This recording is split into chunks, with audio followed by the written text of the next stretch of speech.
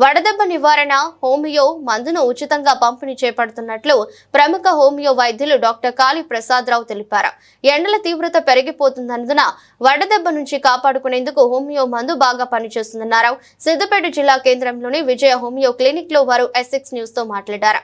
ఈ నెల 19వ తేదీ శనివారం రోజున సిద్దిపేట మోహిన్పుర వెంకటేశ్వర దేవాలయం వద్ద ఉదయం 9 గంటల నుంచి 11 గంటల వరకు వడదెబ్బ నివారణ హోమియో మందు పంపిణీ చేయడం జరుగుతుందన్నారు.